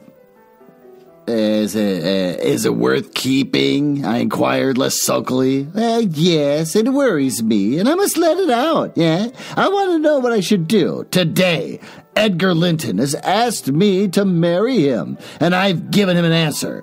Now, before I tell you whether it was consent or denial, You tell me which it ought to have been. Really, Miss Catherine, how can I know? I replied. To be sure, considering the exhibition you performed this afternoon, I might say it would be wise to refuse him. Since he asked you after that, he might either be hopelessly stupid or a venturesome fool. Well, if you talk so, I won't tell you any more, she returned, peevishly rising to her feet. I accepted him, Nellie. Be quick and say whether I was wrong. Oh, you accepted him? Well, then what good is it discussing the matter? You pledged your word. You can't retract. Well, say whether I should have done so. Do, she exclaimed in an irritating tone, chafing her hands together and frowning. Well, there are many things to be considered before that question can be answered properly, I said, sententiously. Ooh, let's look that one up. Sententious. Giving or moralizing in a pompous or effective manner. Okay. First and foremost, do you love Mr. Edgar? Oh, who can help it? Of course I do. Yeah, she answered. Then I put her through the following catechism. For a girl of 22, it is not injudicious. God, it's getting late. I've been reading for almost 2 hours. By no means. Yeah, you must say why? Well, because he's handsome and pleasant to be with. Bad was my commentary. Because he's young and cheerful. Bad still. Because he loves me. Indifferent coming there. And he'll be rich. And I shall like to be the greatest woman of the neighborhood. And I should be proud of having such a husband. Worst of all, I kind of like that. I like the idea of being the greatest person in your neighborhood. What neighborhoods are now, like my neighborhood, is just full of a lot of suburban people. But I would like to be the greatest person in my neighborhood, meaning that I own a Tesla, perhaps. Worst of all, and now, do you love him? As everybody loves. You silly Nellie. Not at all. Answer. I love the ground under his feet, and the air over his head, and everything he touches, and every word he says, and I love all his looks. Oh, and his actions, and him entirely and altogether. There now. And why? Well, nay, you're making a jest of it. It's exceedingly ill-natured. It's no jest to me, said the young lady, scowling and turning her face to the fire. I'm very far from jesting, Miss Catherine, I replied. You love Mr. Edgar because he's handsome and young and cheerful and rich and loves you. At last, however, goes for nothing. You would love him without that, probably, and with it, you wouldn't, unless he possessed the 4 former attractions. No, to be sure not. I should only pity him, hate him, perhaps, if he were ugly and a clown. But there are several other handsome, rich young men in the world, handsomer, possibly richer than he is. What should hinder you from loving them? Well, if there be any, they're out of my way. Yeah, she wants to be the most fanciest person in her neighborhood. This guy's in her neighborhood. I've seen none like Edgar. Oh, you may see some, and you don't always be so handsome and so young, and may not always be rich. Well, he is now, and I only have to do with the present. I wish you would speak rationally. Well, that settles it. If you have only to do with the present, marry Mr. Linton. I don't want your permission for that. I shall marry him. And yet you have not told me whether I'm right. Perfectly right if people be right to marry only for the present. And now let us hear what you are unhappy about. Oh, your brother will be pleased, and the old lady and gentleman will not object. I think you will escape from a disorderly, comfortless home into a wealthy, respectable one. And you love Edgar? And Edgar loves you? And it seems smooth and easy. Where is the obstacle? Well, here and here, replied Catherine, striking one hand on her forehead and the other on her breast. In whichever place the soul lives, in my soul and in my heart, I'm convinced I'm wrong. It's very strange. Cannot make that out. Well, that's my secret. But if you will not mock me, I'll explain it. This is the woman that literally just pinched and slapped her like an hour earlier, before the drunk guy came home that she tried to save the baby from. She's had a long night. Now she's dealing with this selfish child. Now, I can't do it distinctly, but I'll give you a feeling about how I feel.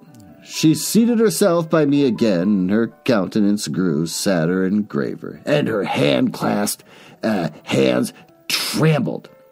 "Nellie, do you never dream queer dreams?" she said suddenly after some minutes' reflection.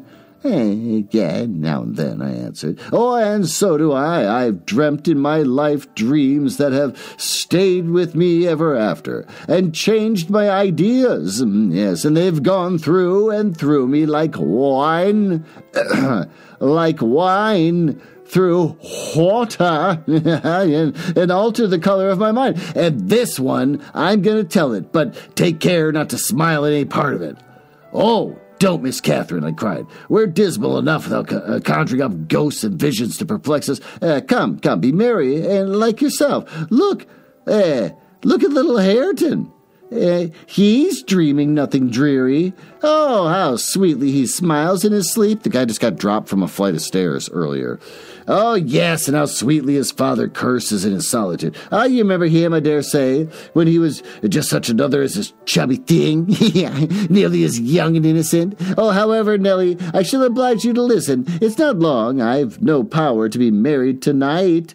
"Well, I won't hear it, I repeated hastily. Well, I was superstitious about dreams then, and am still, and Catherine had an unusual gloom in her aspect that made me dread something for which I might shape a prophecy and foresee a fearful catastrophe. She was vexed, but she did not proceed. Apparently, taking up another subject, she recommenced in a short time. "If I were in heaven, Nellie, I would be extremely miserable." "Well, because you're not fit to go there," I answered. "All sinners should be miserable in heaven." "But it's not for that. I dreamt once that I was there." "Well, I tell you, I won't hearken your dreams, Miss Catherine. I'll go to bed," I interrupted again. Well, she laughed and held me down, for I made a motion. She held her, pinned her like they're wrestling. "This is nothing," cried she. "I was only going to say that heaven did not seem to be my home, and I broke my heart with weeping to come back to earth. And the angels, were so angry that they flung me out in the middle of the hearth on top of the Wuthering Heights, where I woke sobbing for joy. That will do to explain my secret as well as for another. I have no more business than to marry Edgar Linton than I have to be in heaven. And if the wicked man in there had not brought Heathcliff so low, I shouldn't have thought of it. It would degrade me to marry Heathcliff now, so he shall never know how I love him, and that not because he's handsome, Nellie, but because he's more myself than I am. Wherever our souls are made of, and is mine, and are the same. And the Lintons is as different as a moonbeam from lightning, or frost from fire." Ere this speech ended, I became sensible of Heathcliff's presence. Having noticed a slight movement, I turned my head and saw him rise from the bench, and steal out noiselessly. He had listened till he had heard Catherine say it would degrade her to marry him, and then he stayed to hear no further. My companion, sitting on the ground, was prevented by the back of the settle from remarking his presence or departure, but I started and bade her hush. "Why?" she asked, gazing nervously around. "Joseph is here," I answered, catching opportunity on the roll of his cartwheels up the road, "and Heathcliff will come in with him, and I'm not sure whether he were not at the door this moment." He couldn't overhear me at the door," said she. "Give me Hareton while you get the supper, and when it's ready, ask me to sup with you. I want to cheat my uncomfortable conscience, and be convinced that Heathcliff has no notion of these things. Has he not? Has he? He does not know what being in love is." I see no reason that he should not know as well as you," I returned. "And if you are his choice, well, he'll be the most unfortunate creature that's ever been born. As soon as you become Mrs. Linton, he'd lose his friend and love and all. Have you considered how you'll bear the separation, and how he'll bear to be quite deserted in the world? Because, Miss Catherine—" "He's quite deserted. We're separated," she exclaimed, with an accent of indignation. "Who is to separate us, pray? They'll meet the fate of Milo. Not as long as I live, Ellen, for no mortal creature. Every Linton on the face of the earth might melt into nothing before I could be content to forsake Heathcliff. That's not what I intend. That's not what I mean. I shouldn't be Mrs. Linton were such a price demanded. Oh, he'll be as much to me as if he had been all his lifetime. Edgar must shake off his antipathy and tolerate him. At least he will when he learns my true feelings towards him. Nellie, I see how you think me a selfish wretch. Oh, but it never did strike you that if Heathcliff and I married, we should be beggars, Whereas if I marry Linton, I can aid Heathcliff to rise and place him out of my brother's power. With your husband's money, St. Catherine? I asked. You'll find him not so pliable as you calculate upon on, and though I'm hardly a judge, I think that's the worst motive you've given yet for being the wife of young Linton. It's not, reported she. It's the best. The others were the satisfaction of my whims, and for Edgar's sake, too, to satisfy him. Oh, this is for the sake of one who comprehends in his person my feelings to Edgar and myself. I cannot express it, but surely you and everyone have a notion that there should be an existence of yours beyond you. What are the use of my creation if I were entirely contained here?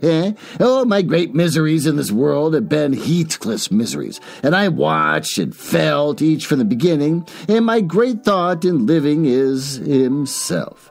If all else perished and he remained, I should still continue to be. And if all else remained and he were annihilated, the universe would turn to a mighty stranger. I should not seem part of it. My love for Linton is like the foliage in the woods. Time will change it, I'm well aware, as winter changes the trees. My love for Heathcliff resembles the eternal rocks beneath, a source of little visible delight, but necessary. Nellie, I am Heathcliff. He always is in my mind, not as a pleasure, but any more than I am always a pleasure to myself, but as my own being. So don't talk of our separation again. It's impracticable, and she paused and hid her face in the folds of my gown, but I jerked it forcibly away. I was out of patience with her folly. If I can make any sense of your nonsense, miss, I said, it only goes to convince me that you are ignorant of the duties you undertake in marrying, or else you are wicked, unprincipled girl. Oh, but trouble me with no more secrets. I will not promise to keep them. Well, you keep that? She asked eagerly. No, I'll not promise, I repeated. Well, she's about to insist when the entrance of Joseph finished our conversation, and Catherine removed her seat to a corner and nursed Harrington. Well, I made supper. After it was cooked, my fellow servant and I began to quarrel who should carry some to Mr. Hindley, and we didn't settle it till it was all nearly cold, and we came to the agreement that we'd let him ask if he wanted any, for we feared particularly to go into his presence when he had some time alone. And how is it that Nout comes in fro de feel? I hate when they do the phonetic. I hate this so much. Just maybe just put like in an accent in parentheses, and then just let us read it like normal. Be this time. What is he about? Girt idle Seagate? Demanded the old man, looking around for Heathcliff. I'll call him, I replied. He's in the barn, I've no doubt. I went and called, but got no answer. On returning, I whispered to Catherine that he had heard a good part of what she'd said, I was sure, and how I saw him quit the kitchen just as she complained about her brother's conduct regarding him, and she jumped up in a fine fright, flung Hareton to the settle, and ran to seek for her friend herself, not taking leisure to consider why she was so flurried, or how her talk would have affected him. She was absent such a while that Joseph proposed that we should wait no longer. He cunningly conjectured that they were staying away in order to avoid hearing his protracted blessing. Oh, they were ill enough only for fall manners. I don't know what the hell he's saying, he affirmed, and on their behalf he added that night a special prayer to the usual quarter an hour supplication before meat, and he would have tacked on another at the end of grace had not his young mistress broken in upon him in a hurried command that he must run down the road, and whenever Heathcliff had rambled, find and make him re-enter directly. I want to speak to him. I must before I go upstairs, she said, and the gate was open, and he's somewhere out of hearing, for he would not reply, though I shouted at the top of the fold as loud as I could. Well, Joseph objected at first. She is too much in earnest, however, to suffer contradiction, and at last he placed his hat on his head and walked grumbling forth. Meantime, Catherine paced up and down the floor, exclaiming, I wonder where he is. I wonder where he can be. What did I say, Nellie? I've forgotten. He was vexed at my bad humor this afternoon. Dear, tell me what I've said to grieve him. Oh, I do wish he'd come. I do wish he would. What a noise for nothing, I cried, though rather uneasy myself. What a trifle scares you. I'm surely no great cause of alarm that Heathcliff would take a moonlight saunter, on the moors, or even lie too sulkily to speak to us in the hayloft. I engage he's lurking there. See if I don't ferret him out. I departed to renew my search, and its result was a disappointment, and Joseph's quest ended the same. Yon lad gets war and war. I hate this. Observed on a re-entering. He's left the gate to full swing. And Miss Ponies has trodden Dawn 2 Riggs O'Corn. Don't know what he's saying. And plotted through, right over into Tomedo Hossamadiver T-Maester I frickin' hate this so much. His patient, I'm not going to read this anymore. Have you found Heathcliff, you ass? Interrupted Catherine. Have you been looking for him as I ordered? I said more like I hate this so much. I'm just going to skip past when he talks. Okay, it was a very dark evening for summer. The clouds appeared, inclined to thunder, and I said we'd better all sit down. The approaching rain could be certain to bring him home without further trouble. However, Catherine would not be persuaded in tranquility. Oh, she kept wandering to and fro, from the gate to the door, in a state of agitation which permitted no repose, and at length took up a permanent situation on one side of the wall near the road, where heedless of my exploitations, moving on, and the growing thunder, and the great drops that began to splash around her, she remained, calling at intervals, and then listening, and then crying outright. She beat Hareton or any child at a good passionate fit of crying. At about midnight, while we all still sat up, the storm came rattling over the heights in full fury, and there was a violent wind, as well as thunder, and either one or the other split a tree off the corner of the building, and a huge bough fell across the roof, and knocked out a portion of the east chimney stack, sending a clatter of stones and soot into the kitchen fire. How sturdy is this home, where bricks can be felled by a branch? We thought a bolt had fallen in the middle of us, and Joseph swung onto his knees, beseeching the Lord to remember the pariah's Noah and Lot, and, as in former times, spare the righteous, though he smote the ungodly. I felt some sentiment that must have been a judgment on us also, and Jonah, in my mind, was Mr. Earnshaw, and I shook the handle of his den that I might ascertain if he were yet living. Oh, he replied audibly enough, in a fashion which made my companion vociferate, more clamorously than before, that a wide distinction might have drawn between saints like himself and sinners like his master. Oh, but the uproar passed away in 20 minutes, leaving us all unharmed, excepting Kathy, who got thoroughly drenched in her obstinacy in refusing to take shelter, and standing bonnetless and shawless, to catch as much water as she could with her hair and clothes.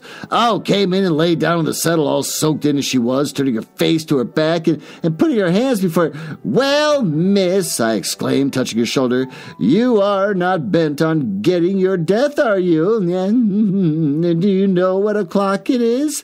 12:30. Come to bed. There's no use us waiting any longer for that foolish boy. He'll be gone to Gimmerton, and he'll stay there now. Oh, he guesses he shouldn't wait for him till the late hour at least. He guesses that only Mr. Hindley would be up, but he'd rather avoid having the door opened by the master.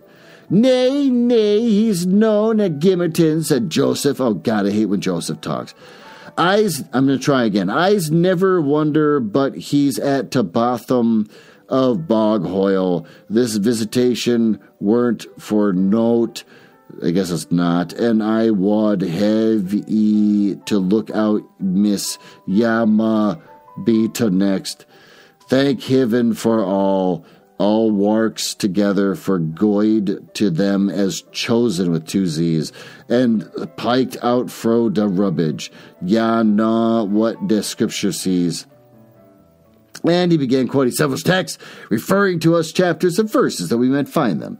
I, having vainly begged the willful girl to rise and remove her wet things, left him preaching her and shivering, and I took myself to bed with little Hareton.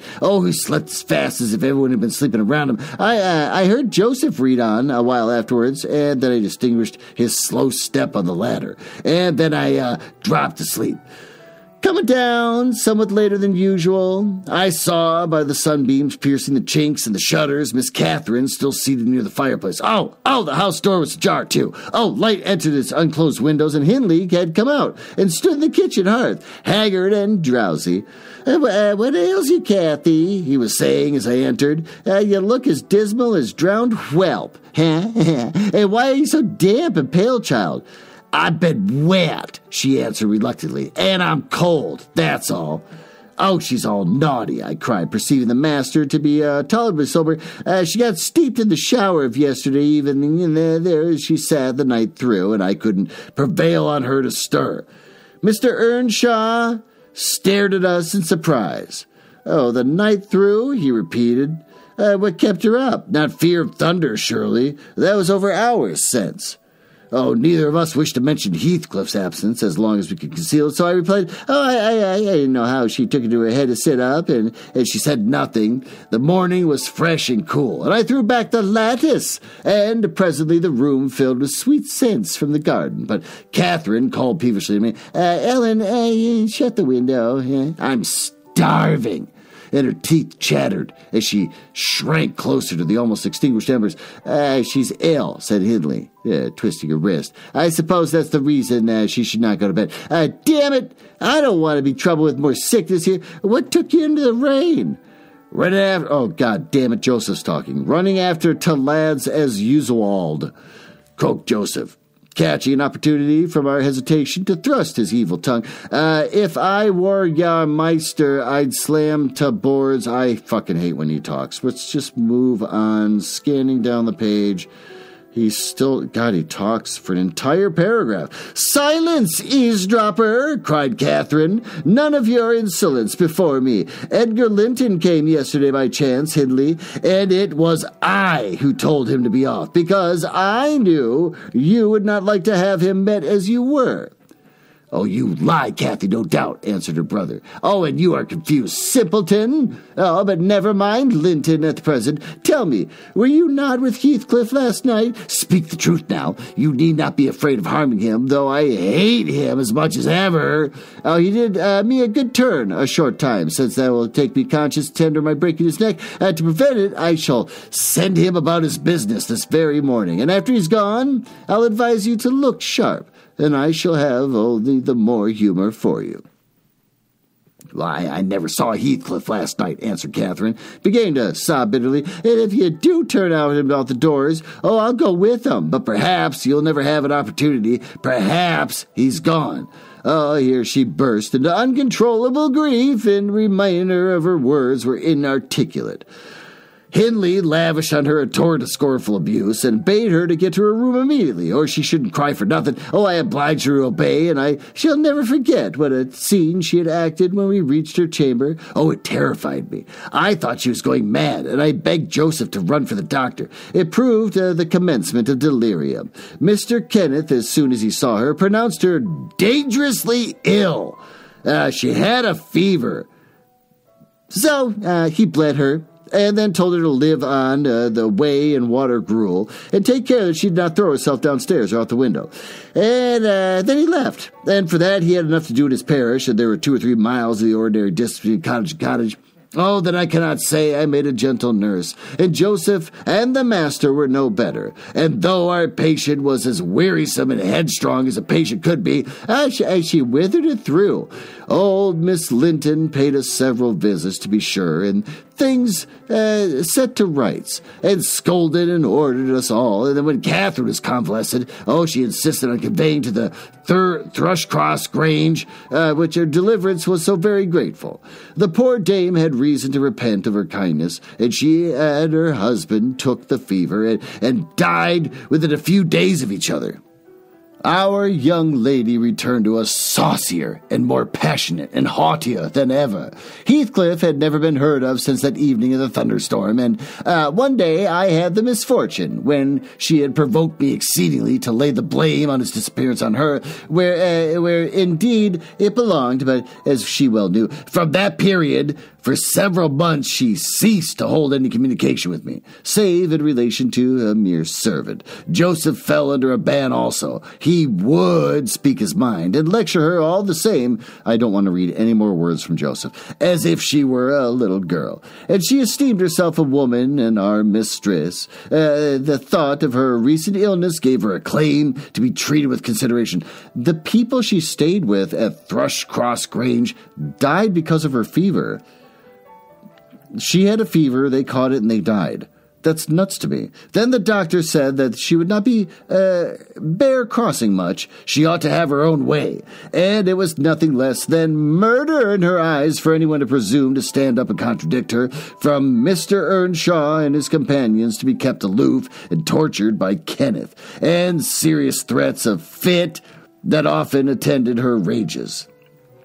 Her brother allowed her whatever she pleased and demanded, and generally avoided aggravating her fiery temper. He was rather too indulgent in humoring her caprices, not from affection, but from pride. He wished earnestly to see her bring honor to her family by an alliance with the Lintons. As long as she let him alone, he might trample on us like slaves, for aught he cared. Edgar Linton, as multitudes have seen before, will be after him, was infatuated, and believed himself to be the happiest man alive on the day he led her to Gimmerton Chapel, 3 years subsequent to his father's death.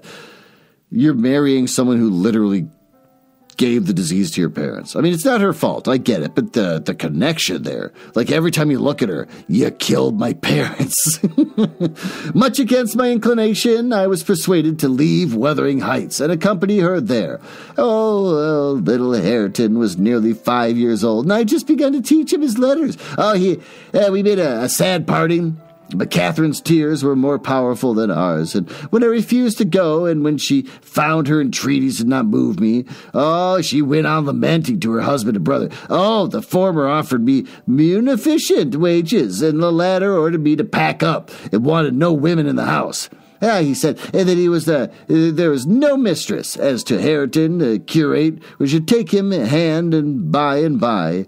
And so I had what one choice left, to do as I was ordered. I told the master he got rid of all decent people, only to run to ruin a little faster. I kissed Hareton and said goodbye, and since he had been a little stranger, it is very queer to think that I had no doubt he was completely forgotten all about Ellen Dean, and that he was ever more than all the world to her, and she to him.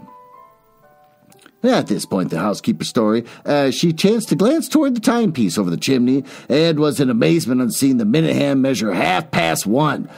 She would not hear of staying a second longer, and in truth I felt rather disposed to defer a sequel of my narrative myself, and now that she has vanished to her rest, I have meditated for another hour or two, and I shall summon courage to go also, in spite of aching laziness of head and limbs. Oh, Lord, that's a long episode. Well, with that, why don't we go down to the smoking room, where we can both enjoy a fine Camel cigarette and go over what the hell we just read.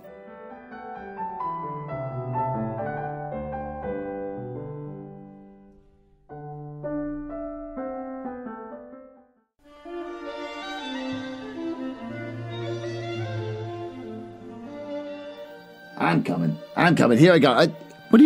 Are you playing Baldurs Gate? You're playing my character on Baldurs Gate. Cut it out. Stop trying to have sex with the vampire. I know I picked phallus number 5, but it doesn't mean that you get to use it without my consent. Let's go over what we just learned in these chapters. We watch Heathcliff get demoted to working in the fields when the bitter Hindley comes back from school when his father dies. Even though he runs the house and makes Heathcliff his life hell, Catherine still likes spending time with him. But as time goes on, as they get older, Catherine spends more time with the Lintons and with Edgar. This is supposed to kind of show the passage from childhood into early adulthood, where Catherine begins to learn about the adult obsession with status in society. She learns to be a lady herself and has a proposal from sweet Edgar. Heathcliff learns about adulthood from being at the bottom end of England's class system, where he works long hours in the fields and has to stay out of family affairs and have a role of a servant, and is even forbidden from being with his childhood friend because of her higher position. But even with the class divide between them, they still have feelings for each other that rise above the new rules of adulthood. Catherine still has a childlike view of growing up, where at times she will embrace the class system and kind of turn on Heathcliff and kind of be a dick, or at other times she throws pinching and slapping baby-shaking fits on the people around her, and she can't seem to fully embrace the direction that her life is going. Heathcliff's confusion shows in his frustration and bitterness toward the family he was once a part of, and his eventual leaving when he learns that Catherine is going to marry Edgar, and thinks that she's talking crap about him. Though Catherine's cruelty towards Heathcliff and Heathcliff's bitterness and vow of vengeance, on some level, they both know that no matter what they throw at each other, they will always be together and be in love. They're never going to be separated by anyone's actions. Something that Catherine has expressed to Nellie at one point, though she knows she can never really be with him because of his class. So there you go. These chapters are all about class warfare and love. The oldest tale ever told. Well, with that, get out of my house. I want to take the phallus on my little halfling and start playing my game. And I am not going to have sex with the vampire. I don't care what anyone says. With that, I suppose I'll probably see you next week, and thanks for listening.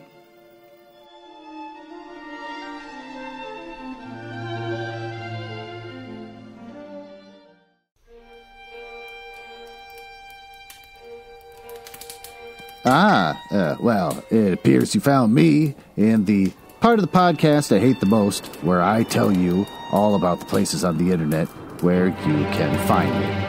You can tell I hate this because of the sound effects making it sound like a stormy night in the drawing room of the damned. Now, there's that. Are you cool? I like cool people. It's the reason why I got involved in this business to begin with, just to meet cool people.